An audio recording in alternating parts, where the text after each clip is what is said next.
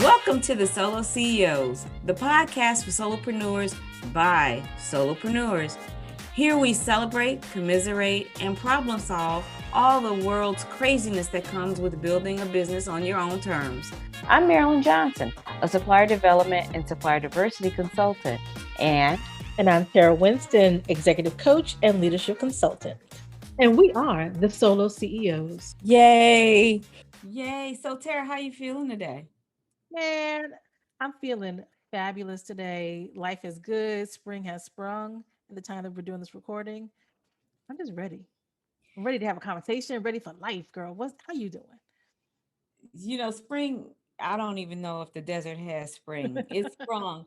Fortunately, the weather has started to cooperate. But you know what? I don't want to talk about the weather. Let's talk about Tara. Can I get a hookup? You know, Man, since you running your own business, since you I got your need the own hookup. business, I had chills when you said that. Yeah. Because What kind of business you running? anybody who has started their own business, you will get people, meeting people though, who will decide that for some reason you can afford to give them hookups, discounts, change your life to be in service of them. Marilyn, how you gonna hook me up, girl? Well, you know, it's gonna have it has to come with some shade. So, as a solopreneur, we are always fighting against the thought that we are not real business owners. And something that I learned today, I was looking at one of these conferences and they were talking about the number of people starting their own business. And Tara, you know, we've already done our little research to find out that not only did we know we were business owners, we have actual numbers to back us up with the number of solopreneurs out there making it happen in the trillions of dollars even. Mm-hmm. But no matter what, matter how hard you try, somebody is always trying to get to you to say, can I run something through your business? It's almost like a drug dealer, except all my stuff is legal. I don't even handle drugs. What? You on the wire. Like you started a business and now you on the wire. You know what, I can. So can I share a story with you? And I got a billion of them, but I'm gonna share this story with you. Oh yeah. When we started talking about just how shady some people treat you when they find out you're a business, we decided to talk about it because just be ready. You will be amazed at what people will ask you. So, one of my favorite stories is I have been a certified woman owned business for over 15 years. And for those who are interested in it, you can go to WeBank and they will escort you through the process. You don't have to be a certified business to run a business. That was just Mm-hmm. my choice. But there's benefits. Yeah, there's benefits to being a certified business when your customer is corporate. And so I ran into this one guy who I used to work with when I was in corporate, who had tried several different business opportunities to jump his own business off, and they just didn't work for whatever reason. So I guess he had this fabulous idea because everybody, you know, when they want to use your stuff, their stuff is always the fabulous idea.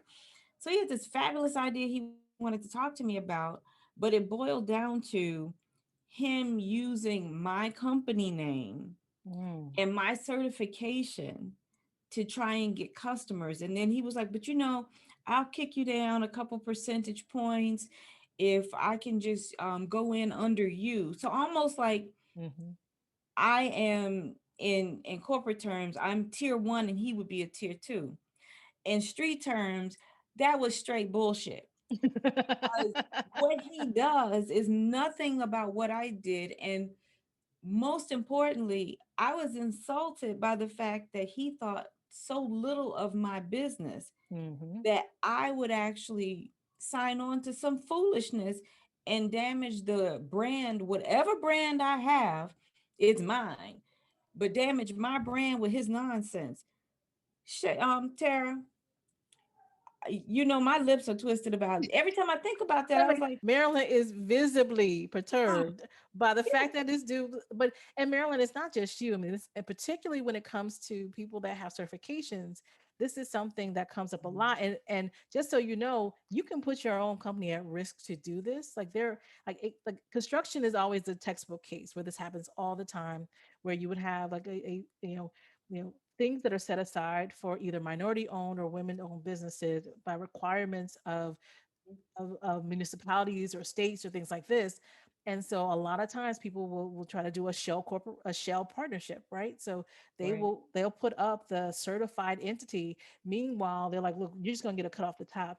And it can be lucrative. I mean, look, McShade is lucrative, right? There's a whole right. reason why there's a criminal element. At the same time, if you get caught, you can get blackballed from things. It is not a good look for your reputation. Be very, very smart if you're even considering doing one of these pieces. Um, Right.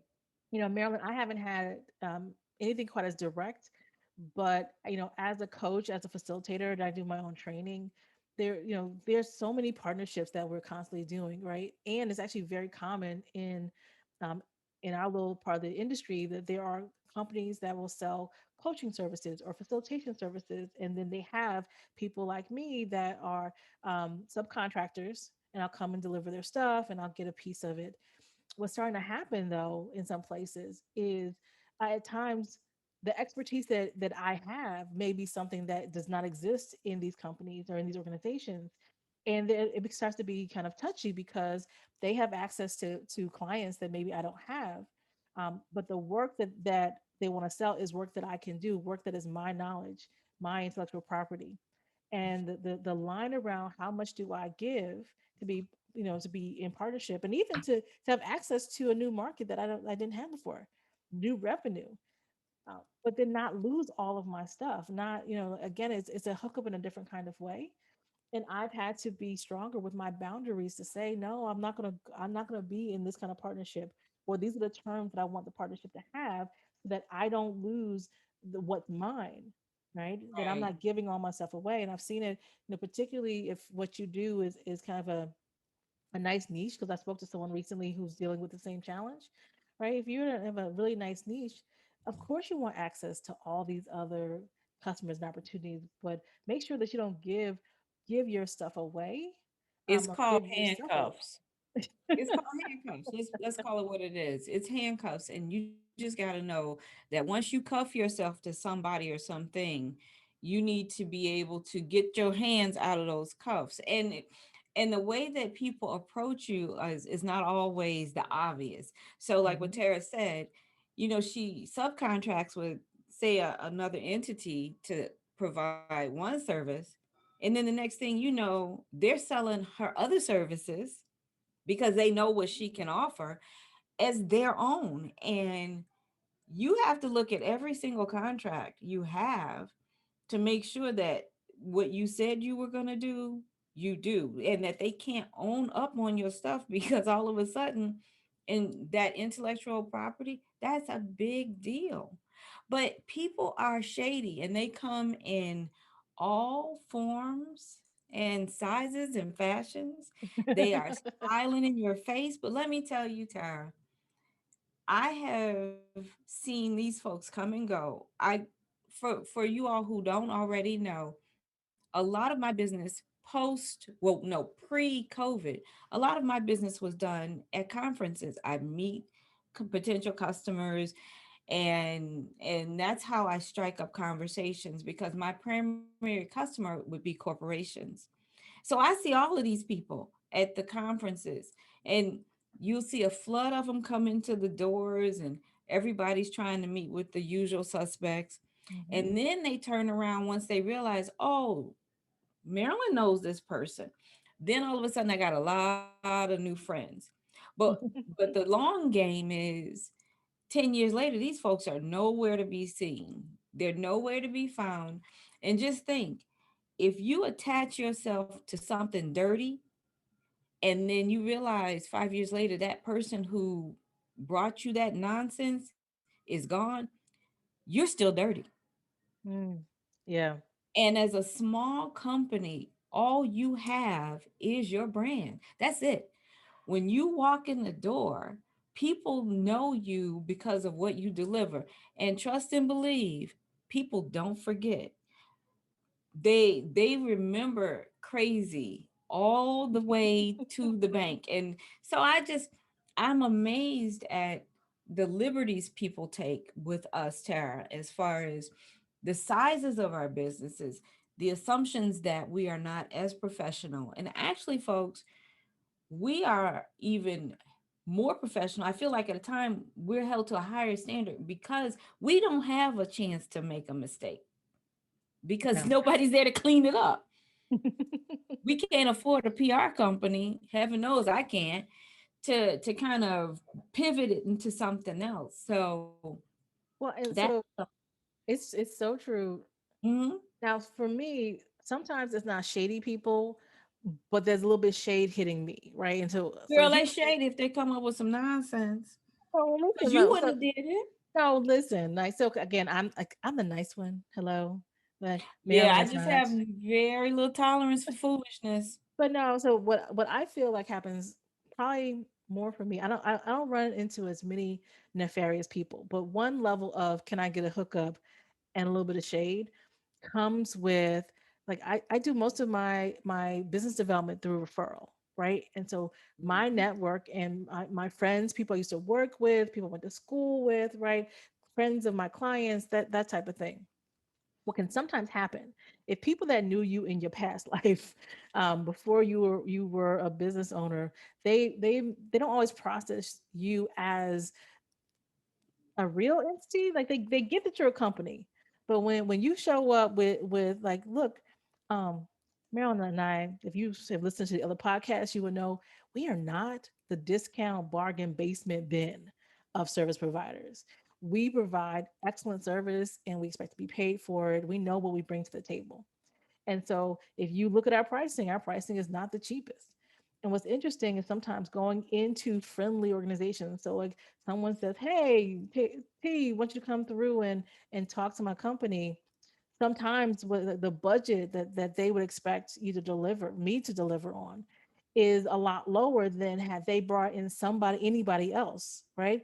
You know, they would go to some unknown for a certain amount, but then would not be willing to fight for that budget for me. Like if again, if you went to Walmart and Walmart said that this thing is $400, most people don't go, "Can I get it for 355?" um, but from a friend, they like you say this is your price, and they will push back a bit. And so it's not them being shady. They're not necessarily trying to be malicious, but like they don't recognize that it is shade. Like you are actually saying that my value is less than what you think it is, and it's less than the next guy, gal, or non-binary person, um, like on face value. And I Yeah. think it happens more than people expect. You know, you know, in what little defense I will give other people is sometimes like when you're not used to buying the types of services, you don't always have a good understanding of what these types of things cost. But rather than say, "Hey, let's talk through, give me some rationale," there usually is, "Hey, can I get a discount?" That's the first thing. Um, I will say I have gotten better at not being insulted. I'm They always insulted. I'm always insulted because these people know better.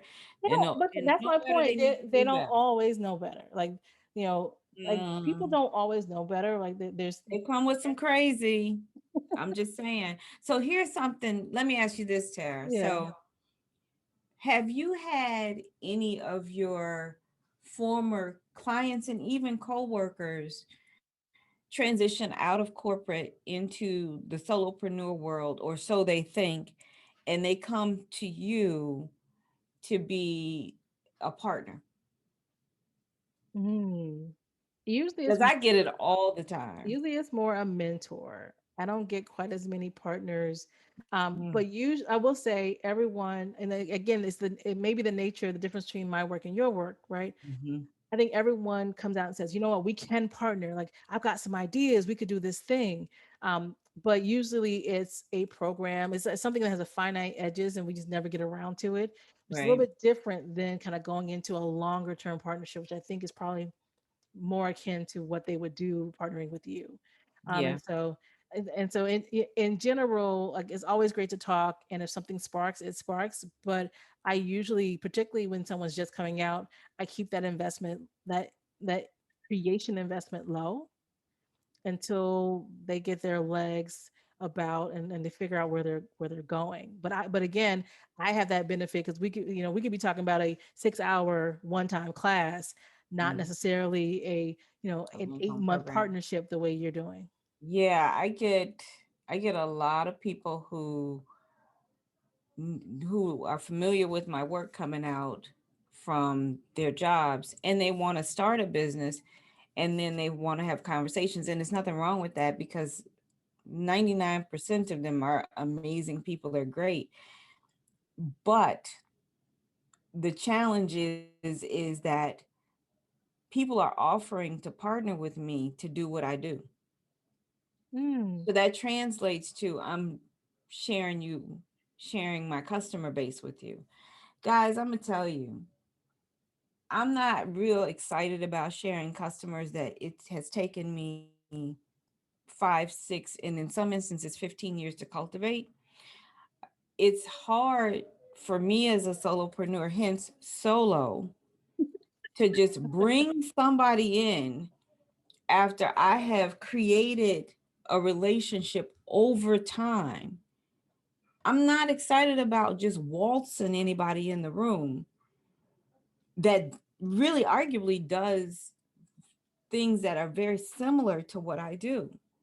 That just makes no sense to me. It's like bringing my competition in the room and letting my customer pick between me and my competition without them having to jump through hoops, send out 9,000 emails, make numerous phone calls, go to the conferences, eat lots of chicken dinners. Like it's just hard for me to do that. And I often wonder, do you all really realize what's happening? You're asking your competition.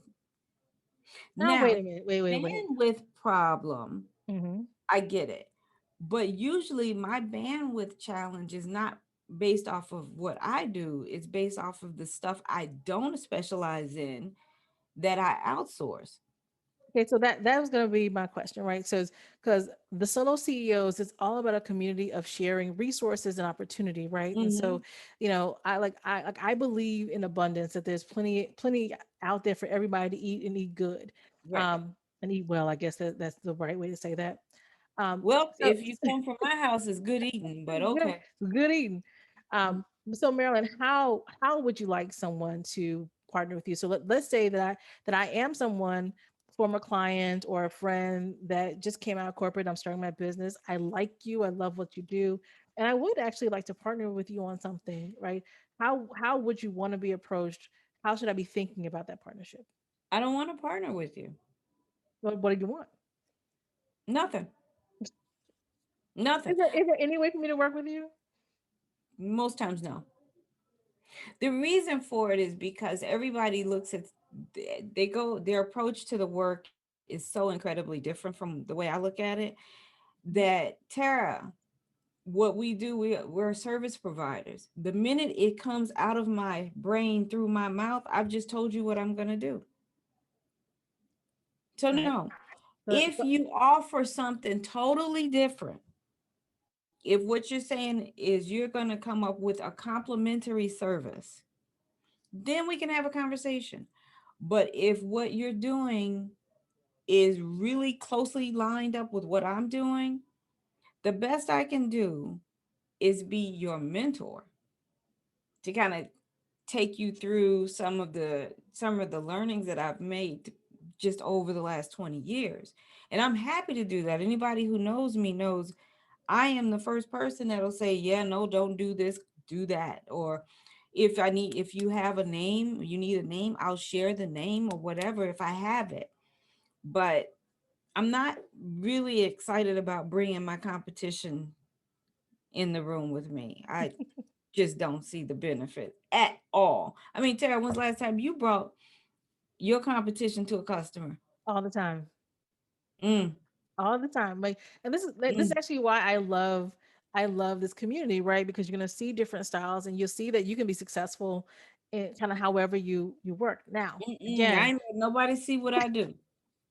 so No. I am an executive coach. I'm a facilitator, and it's actually very common within coaches. We're constantly sharing information. Oftentimes, like you may find that, particularly when it comes to coaching, some of the connection with a customer is actually is chemistry, right? It's like, am I a good fit? And so there are things that I may not be the best fit for. I'm a bit direct. I'm not going to be super formal, right? So for there may be some places where, you know, another coach may actually be a better choice, and it's perfectly in alignment with my brand and me building it, knowing that I'm not the best person for you. There are also plenty of times where, like, I know what I bring, and so I may create a development program and bring on someone else who has a totally separate business, um, and that could very well develop a program within those organizations, and I have not had any issues with that. Here's my caveat: for people that have bigger programs, like, so there are a lot of coaching collectives that I've actually partnered with before, that I subcontract with. They typically will have um, they'll have I was gonna say What ND. else That's there? not the right word, but they have agreements that if I work for your client, I can't go back and get work within a certain amount of time frame. And so know that, once you get bigger, or like that, there is a space for you to say, if I bring you on to my client, you can't go back behind my back and try to subvert the work. Like, for me, for the most part, actually they're not so many clients that I'm working with that I'm worried that could be done at a big scale, because usually you may have a program that's different than my program. It just speaks to a different need, right? So just because I'm in, at XYZ company, and I'm doing leadership training, you actually, I've got some really great friends that are doing more coaching in the Mm. diversity space, and they're doing work with circles with Asian leaders. Go Yeah. ahead, go No, ahead, no, no. get it in, but they're still coaches, and they still offer some of the leadership stuff that I do, right? And so it actually is very delicate. So for me, what matters is I'm very specific about who I'm going to partner with, because of the wavy lines.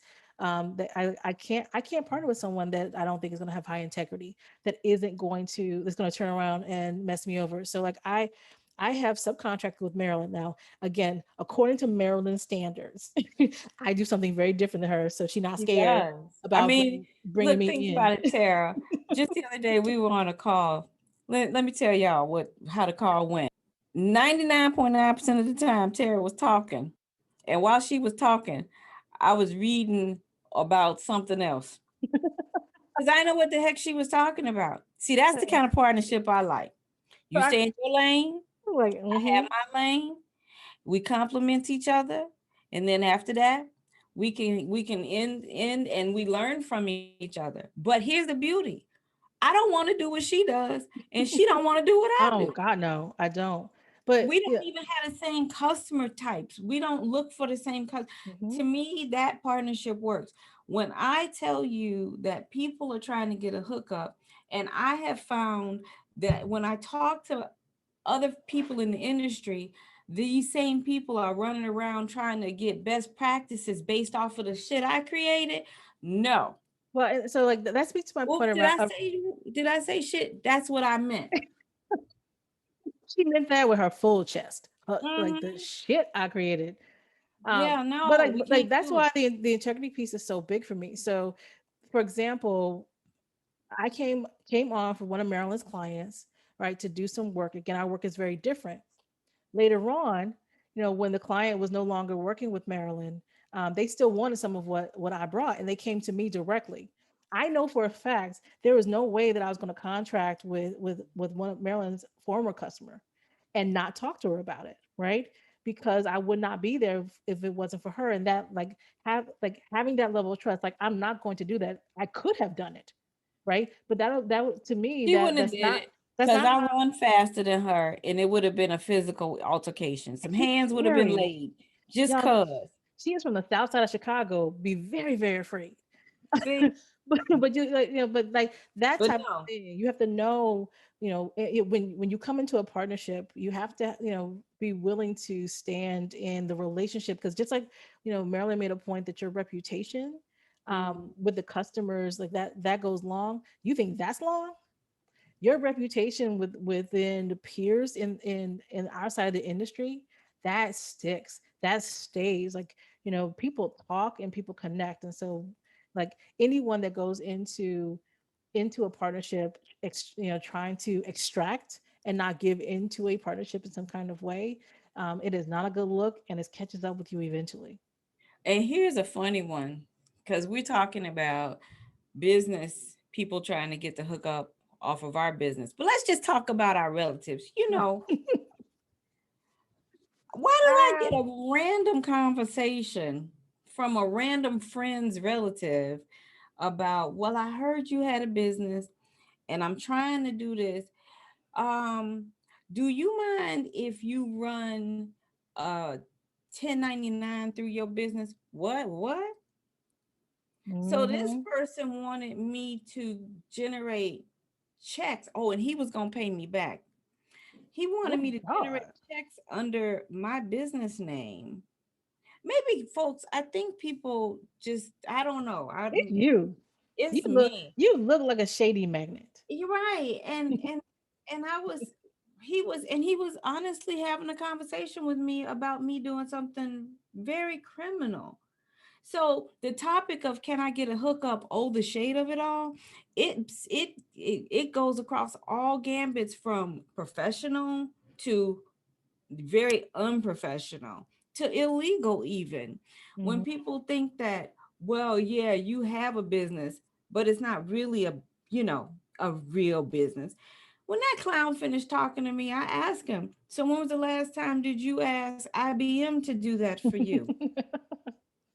Hmm. And he was like, I said, yeah, them three letters, I, B, and M. When's the last time you asked them? Would you have ever considered asking Google to do that for you? And I think that's the foundation of all this. Like, it's still, because either we work out of our homes, and if not everyone that's a solo CEO has a service based business, but I think there's even more of a risk because we don't sell a product. There's not a thing. It feels like, oh, you know what, you can slide this in real quick.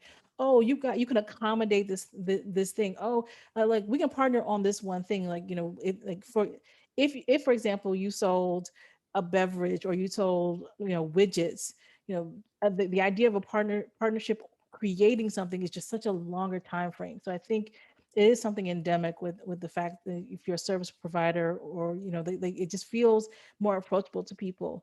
And like, I always try to remind myself that people don't get who we are, and that's to Yeah. my point where I try not to take too much offense at times. Like, I'm not sure, people think that we got, I don't know, got paper routes. Listen, anybody strong enough to come to you to ask you to do something illegal, they either think you're stupid or they have no respect for you. That now, that's two hardcore ways of looking at it, but that's how I look at it because I would never ever in a million years think to ask someone to do anything illegal because that's not what I'm made of. Marilyn And would never do that. I think the moral of my story is we are truly business owners, and anytime somebody comes to us with something that is unsavory, you need to really think hard, folks, about how you're gonna deal with it. My first reaction to most things is violence. Um, that's never a good thing I'm laughing because it's true.